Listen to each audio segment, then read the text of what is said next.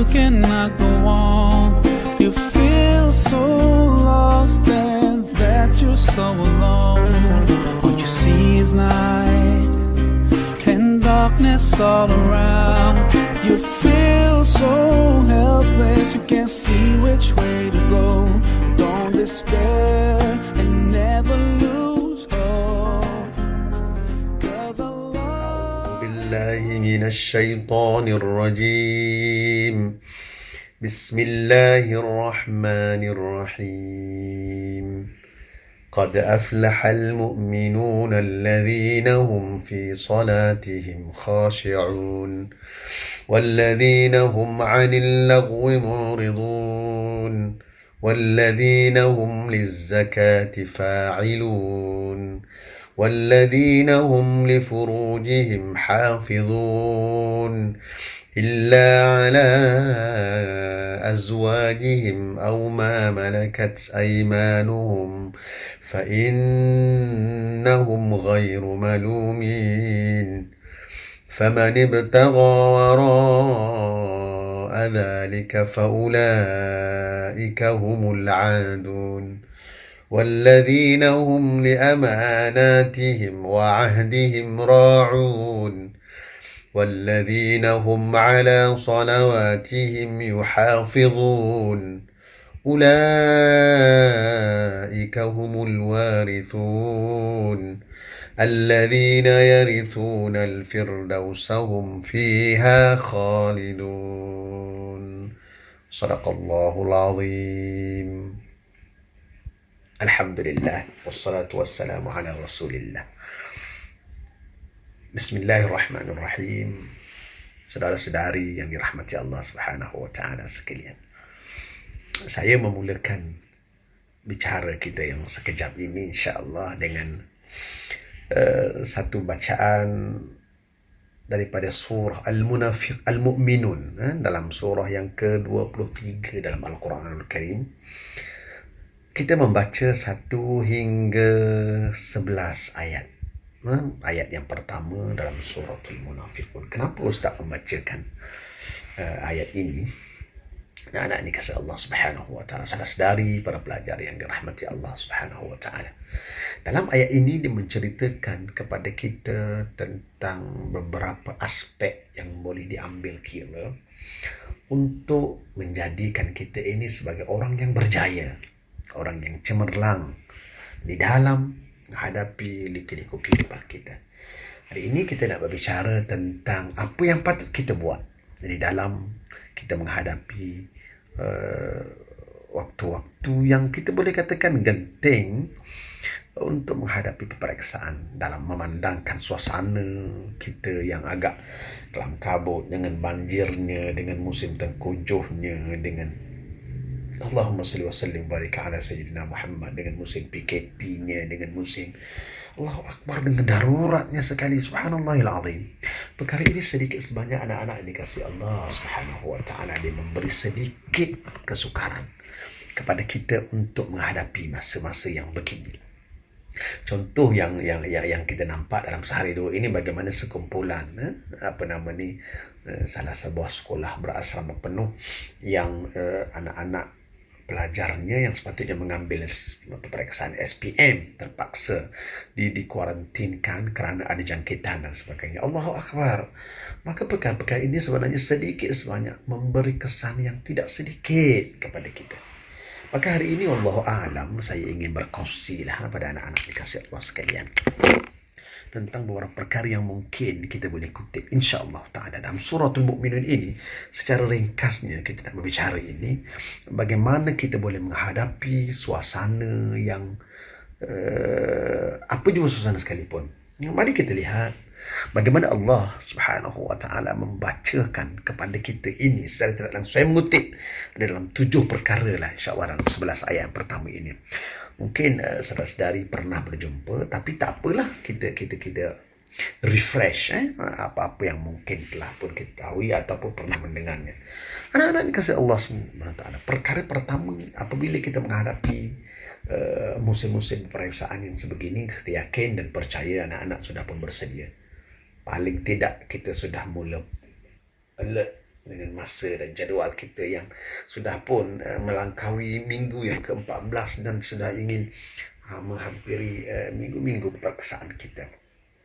Hatta di mana-mana IPT sekalipun, saya kira masing-masing ada masa-masa tertentu yang menjadikan pelajar sudah mula bersedia. Wallahu a'lam.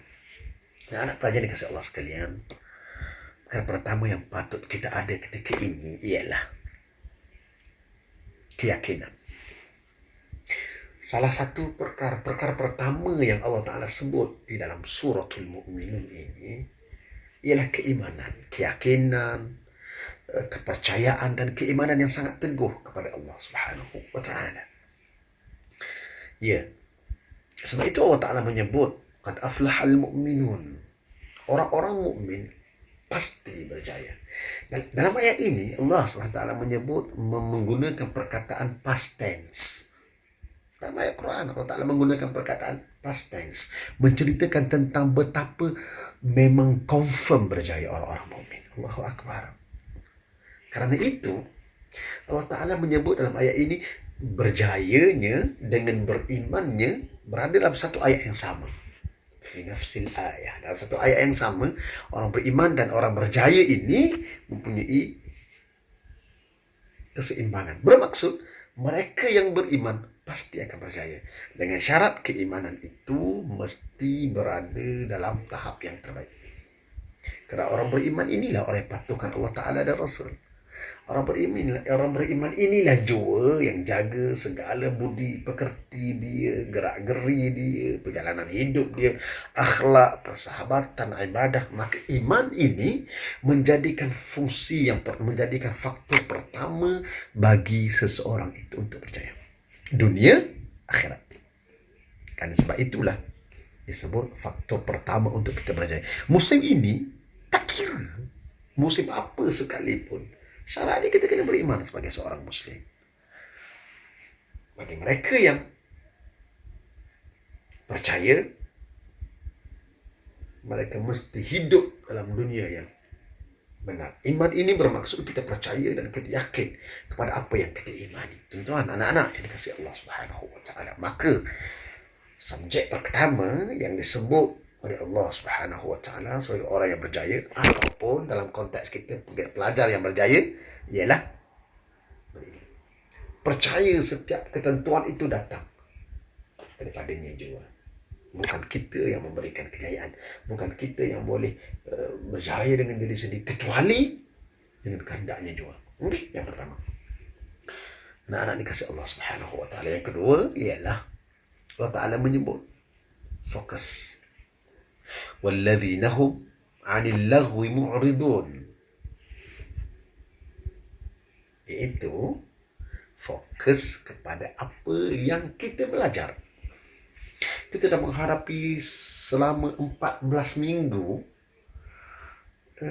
perjalanan sistem pembelajaran online distance learning dan ODL, Ustaz Abu Tauti, pembelajaran secara maya dalam keadaan jarak jauh.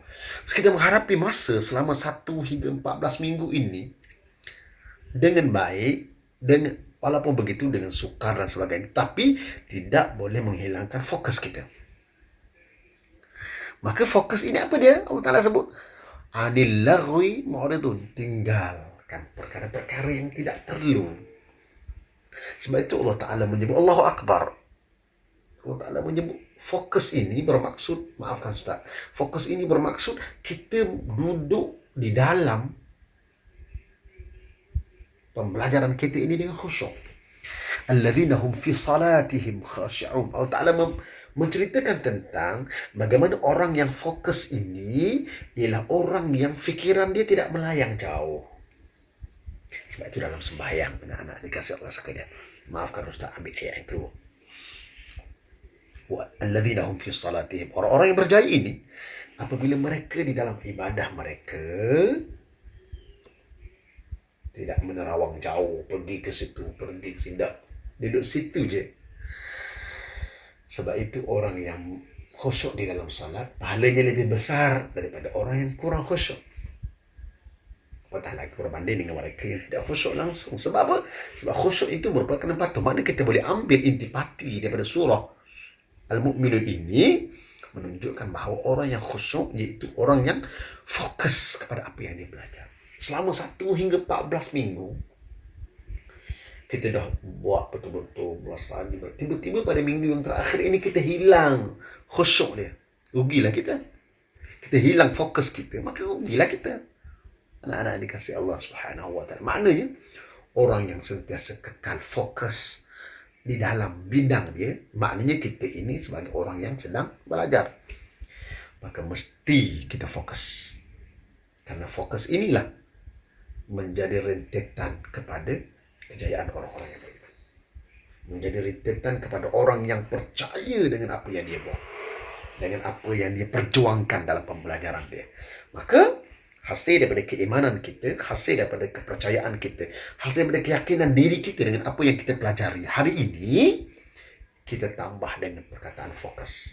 Kita tambah dengan perkara fokus ini, dan perkara fokus inilah yang akan menjadikan kita semakin kuat. Saudara-saudari yang dirahmati Allah Subhanahu wa taala. Anak-anak, fokus maknanya fikiran kita tidak akan menerawang jauh tengah study, duk sibuk pergi fikir benda tu, tengah study duk sibuk ke benda ni. No. Sekarang ini memang kita berada dalam keadaan yang sukar, tetapi itu tidak boleh menjadi halangan untuk kita fokus dan mendapat kejayaan di sisi Allah Subhanahu wa taala. Yang kedua, yang ketiga anak-anak, Ustaz sebut tadi walladzina hum 'anil laghwi mu'ridun. Mereka ini yang tidak terkesan dengan benda-benda persekitaran. Anil laghwi, perkara-perkara yang melalaikan. Laghwi ini pernah ada anak-anak dengar perkataan lara. Lara ini bermaksud yang melalaikan kita. Maknanya orang yang meninggalkan perkara yang melalaikan ini ialah orang yang memikirkan priority. Dalam istilah bahasa Arab dia panggil taqdimul aham, mengutamakan perkara yang lebih priority daripada benda yang lain. Sekarang ini kita berada dalam proses untuk menjadi orang yang berjaya, untuk menjadi orang yang Allahu Akbar, yang hebat di sisi Allah Subhanahu wa taala. Makanya kita mesti melakukan sesuatu yang mengekalkan sifat hebat itu. Apa dia? Mengutamakan perkara lain yang terlebih dahulu daripada perkara yang mengutamakan perkara yang lebih utama daripada perkara-perkara yang lain. Ya, kita faham. Muslim ini masa belajar ni memanglah kita agak terasa pernah rasa letih dan sebagainya. Tetapi ada waktu-waktunya kita rasa nak rehat juga. Bila kita nak rehat itulah kadang-kadang boleh je kita berehat sekejap, nonton TV, membuat perkara-perkara yang bukan sekadar kita rehat, tetapi boleh mendatangkan kebaikan. Kita tengah study stress, maka kita pun keluar dari bilik kita, pegang kita punya gadget sampai tak nak keluar, sampai tak nak berhenti. Ini antara perkara-perkara yang boleh melalaikan kita. Seronok sangat duk asyik bincang aku malam dah letih dah study sampai tak tidur malam ni pun belum tidur lagi ni. Duk alik duk sibuk bermain dengan media masa kita, duk alik bersibuk dengan ialah benda-benda yang Facebook dan sebagainya. Allahu Akbar, benda-benda yang begitu, okey, seronok dengan online. Akhir sekali dah hilang lah kita punya fokus. Mana dia? Tak ada priority. Sebab apa? Sebab duk galik dengan benda-benda. Itu tak timbul lagi benda yang bermain dengan game tu. Allahu Akbar. Sekali dia kita pun tak reti lah jenis-jenis game yang saudara-saudari anak-anak bermain tu. Ustaz pun tak reti mana. Adalah 1-2 game Angry Bird dulu. Benda macam tu sajalah kita ni. Benda lain kita pun tak reti, tak pandai dan tidak mahu belajar sebenarnya, sebab kita mungkin sudah melepasi peringkat tersebut. Mungkin kita faham lah apa yang dimainkan oleh anak-anak, tetapi kita tidak cuba sebab takut-takut kita mungkin akan telah. Maka sebab itu anak-anak, walaupun mungkin kita nak berehat sekejap, carilah hiburan yang sesuai. Bukan kita kata tak boleh, tapi kadang-kadang kita jadi ralik. Tengok ke Korea tu, subhanallahil azim, sampai tak sudah cerita, sudah benda, tak perasan besok ada test. Sebab apa? Sebab 2 kali. Ini yang menjadi susah.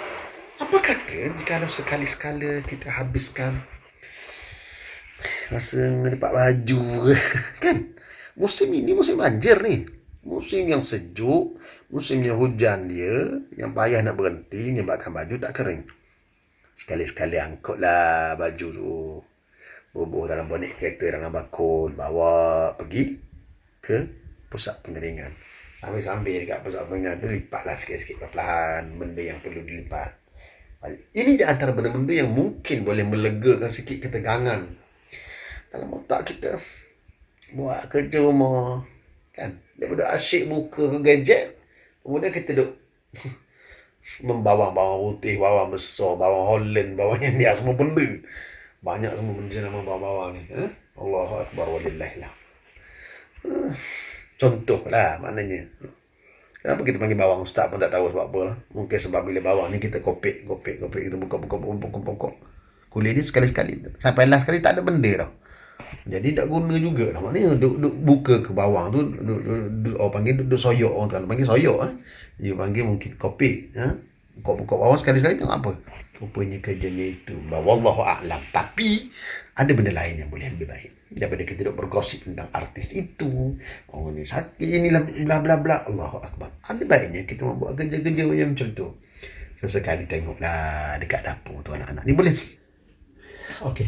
Sesekali tu turun daripada bilik kita kan, turunlah dekat dapur, tengok ibu, tengok Umi kat dapur buat apa. Umi pelan-pelan, kita nak hilangkan kita punya stres. Buat apa Umi? Tengok koyok bawang ni, koyok lah, jangan membawang, koyok saja bawang ni. Buatlah apa-apa yang patut, yang sesuai dengan masa. Dan Ustaz yakin ibu dan ayah bila dia lihat anak dia study, bila dia lihat anak dia membaca, mereka tidak akan kacau tu dalam arti kata nak suruh gue kerja, tengok dulu abang dia buat dia study, biarlah dulu ayah je dah yang pergi. Tengok kakak duk nampak dia buat assignment tu, tengok cerita-cerita. Tak apalah, ni Umi masak goreng apa. Okey, ini di antara sikap ibu dan bapa ini anak-anak dikasih Allah sekalian. Mereka sangat prihatin, mereka sangat berat, dan mereka kalau boleh tidak membebankan anak-anak. Maka mari kita guna peluang ini untuk kita membalas sedikit, kalaupun tidak semua sekali. Anak-anak, mari kita cuba buat kerja-kerja rumah. Dia boleh menghilangkan rasa stres kita, sebab kita menekankan pembelajaran saat akhir ini sangat, sehingga kadang-kadang kita lost. Boleh pergi buat perkara-perkara yang kita suka dekat rumah. Orang yang suka mengaji, dia mengaji lah. Dan mengaji ini anak-anak, Allahu Akbar, di samping dia meriliskan kita punya tension, sebab Quran ini syifa. Allah Ta'ala sebut, wa nunazzilu minal Qur'ani ma huwa shifaa'u wa rahmah. Dan kami menurunkan daripada Al-Quran ini ayat-ayatnya yang bersifat penawar, rahmah, obat kepada orang mukmin, rahmatan lil mukminin. Sebab itu bukan sesekali lah, jadikan ia sebagai rutin kita. Walau sibuk macam mana sekalipun, ibadah solat, Al-Quran jangan ditinggalkan. Sebab itu Quran ini menjadi rabi'a qulubina, menjadi apa namanya, taman di dalam hati kita.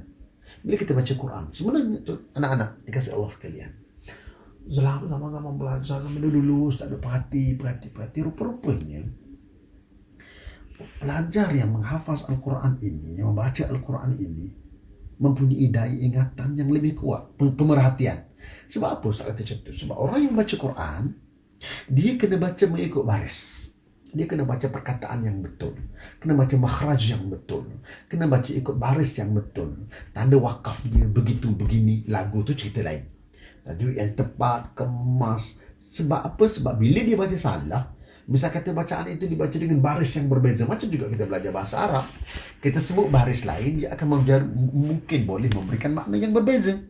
Maka Al-Quran apatah lagi, baca begini dan dia akan beri makna yang berbeza. Maka sebab itu kita kena baca dengan bacaan yang sangat tepat.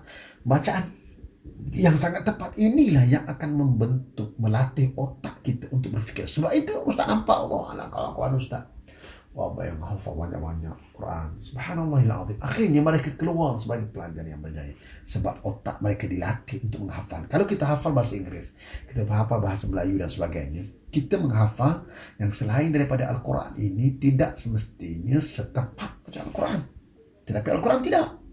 Begitu juga hadis. Maknanya bila kita baca mesti kita. Sebab apa? Sebab dia merupakan kalam Allah dan kita kena jaga dia yang baik.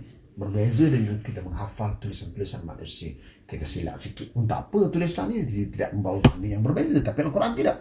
Sebab itu kita kata mereka yang bermain, maaf, bukan maksud bermain dengan Al-Quran, lidah dia, jiwa dia, hati dia, hafalan dia bermain, maka dia akan menjadi orang yang sangat tepat dalam menghafal ataupun mencari formula-formula yang patut dibaca. Wallahu a'lam. Ini hasil yang kita nampak. Anak-anak dikasih Allah sekalian, ada orang suka menyanyi, tak apalah, menyanyilah, nak menyanyi pun tidak ada masalah. Sekadar hiburan semata-mata, puas saja menyanyilah lagu apa-apa sekalipun, tetapi jangan menghilangkan prioriti kita. Ini doa asyiknya pas satu lagu. Mana di prioriti kita? Apa yang sepatutnya kita kejar pada masa ini, sepatutnya kita tengok. Contoh, wallahu a'lam. Yang keempat, anak-anak dikasih Allah sekalian, Allah Ta'ala menyebut walladzina hum lizzakati fa'ilun. Al-Quran menyebut tentang zakat, dan zakat ini diluaskan dalam erti kata prihatin kepada orang lain. Dalam erti kata prihatin kepada orang lain. Musim ini ada kawan-kawan kita yang terkesan dengan banjir. Anak-anak, Ustaz baru ni buat musim test. Dalam seminggu dua baru ni ada anak-anak yang terkesan dengan banjir sehingga terpaksa kita buat beberapa penyesuaian. Ada duduk kat pusat pemindahan PPS, pusat pemindahan sementara. Ada yang rumah tenggelam, na'udzubillah, ada yang kenderaan tak boleh naik, ada yang dengan talian. Semua ini merupakan tekanan. Dan semua ini merupakan dugaan yang sangat besar bagi sesetengah orang. Bagi kita mungkin yang duduk di bandar-bandar mungkin tak terasa sangat pun. Tetapi yang duduk di kawasan-kawasan yang terkesan, baru ni hampir lumpuh beberapa daerah di negeri Pahang. Dan Terengganu ada sikit di Hulu Dungun tu. Ini memberi kesan. Bagaimana mereka nak belajar? Maka mereka memerlukan bantuan. Siapa yang bantu? Kita. Allah Ta'ala menyebut kita ini mesti prihatin dalam erti kata ada sifat kesalingan. Sharing is caring. Orang putih sebut, Ustaz tak tidak sebut. Kan kita ada sistem. Lepas pada apabila kita berjumpa, kita pun dah lepas pada okey dah banyak. Jadi maka masing-masing pelajar yang terlepas ni mereka nak bantuan. Siapa yang perlu beri? Kita. Malah berilah Ustaz. Kayak rugi. Kita tak akan rugi. Macam juga kita belajar. Anak-anak, memberi ini tidak akan rugi. Bila kita memberi, kita akan dapat balik. Sebab itu ada satu hadis sallallahu alaihi wasallam yang menyebut pada waktu pagi ada dua malaikat akan keluar. Bersama dengan terbit mentari ada dua malaikat. Malaikat yang pertama menyebut Allahumma a'ti munfiqan khalafa.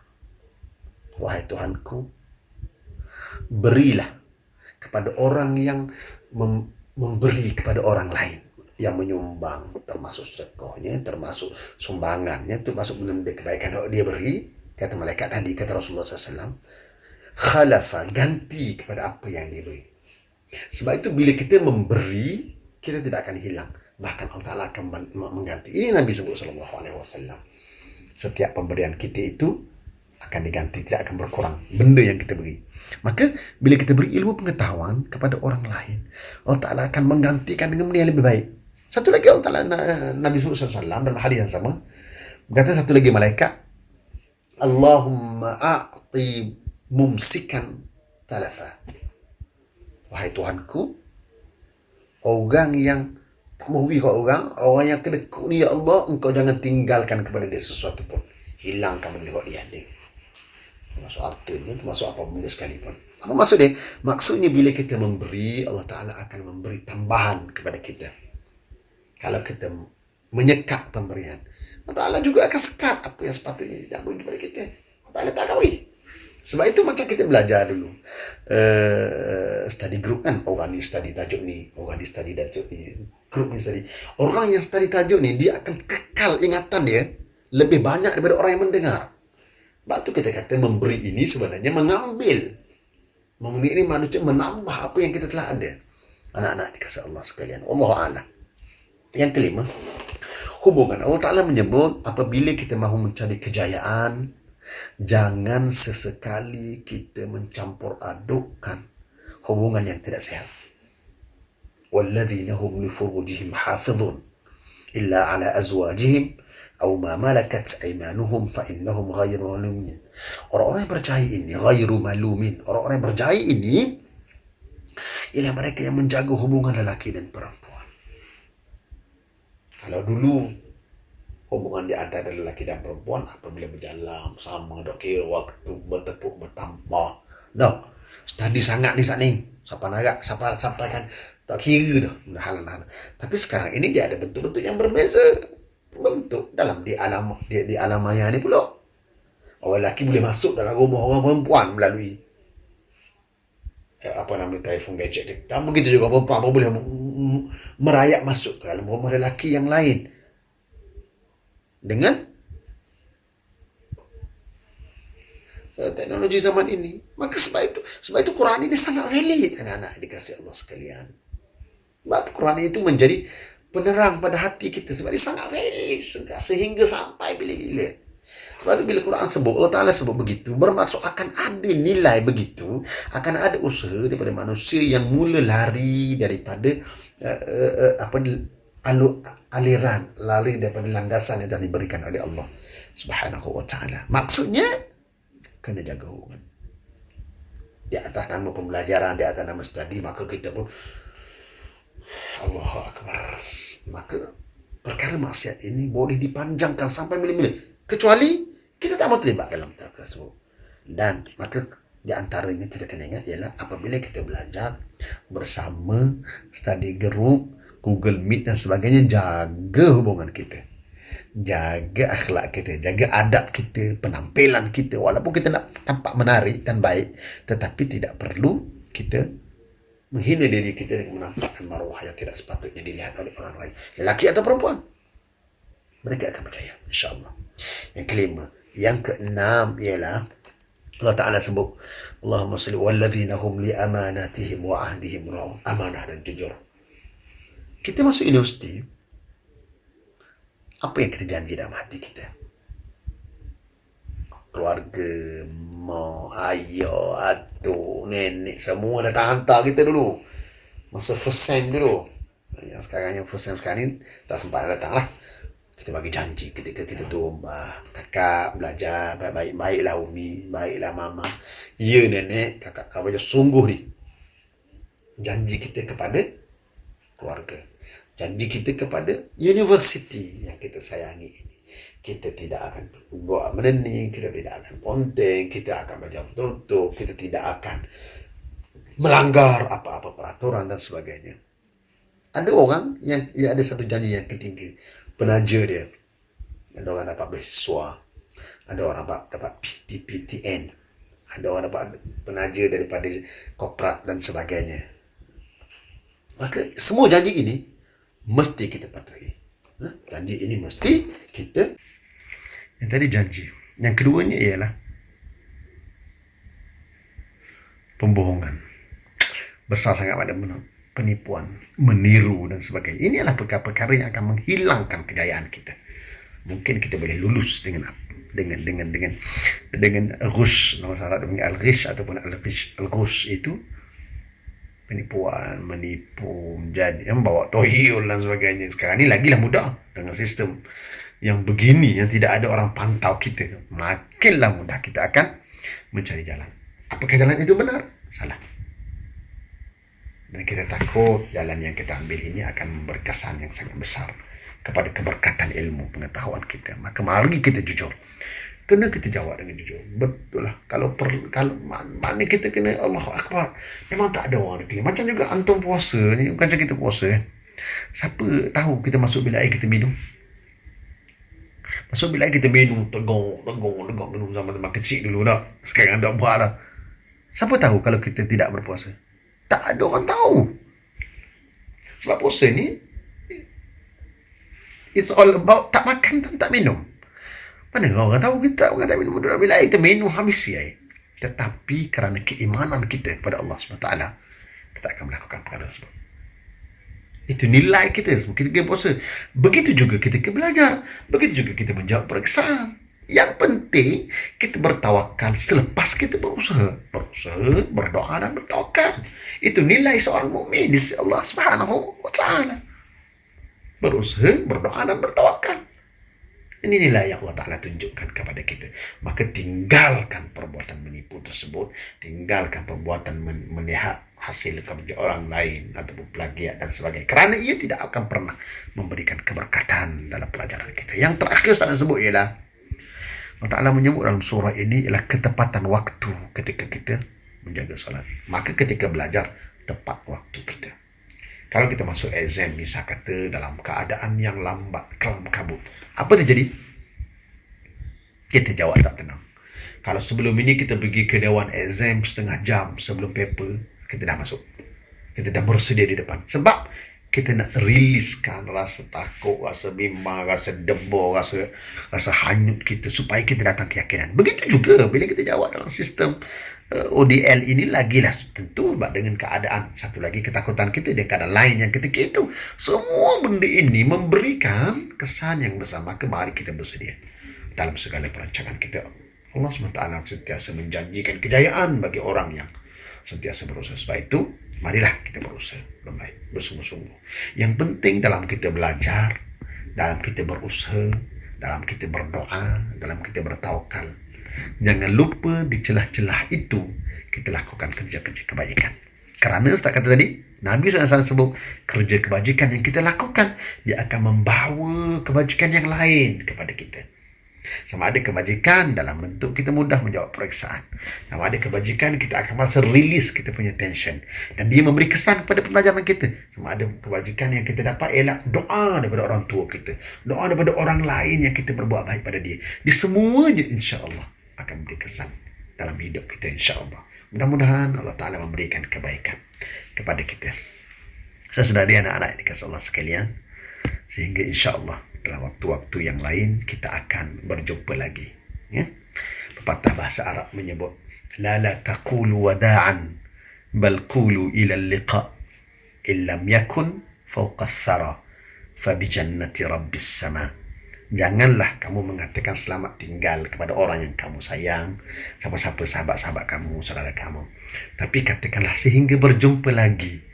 Jika kita tidak berjumpa di alam maya ini, kita akan berjumpa di tempat-tempat yang lain. Ustaz ingat dulu ketika kami nak berpisah dengan kawan balik masing-masing kita dah grad, ada lagi kawan yang belum grad, kami akan sama-sama menyanyikan lagu ini dalam bahasa Arab.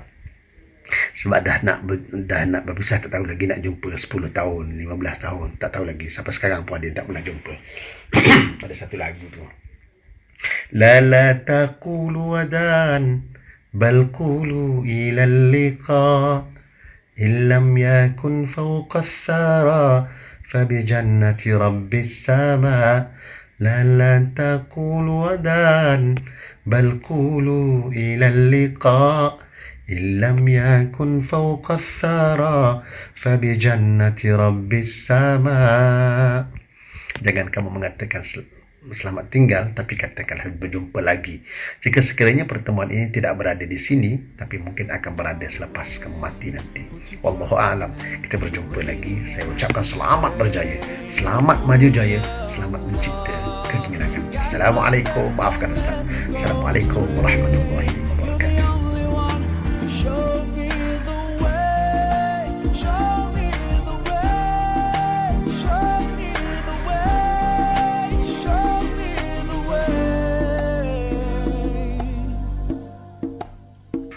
Show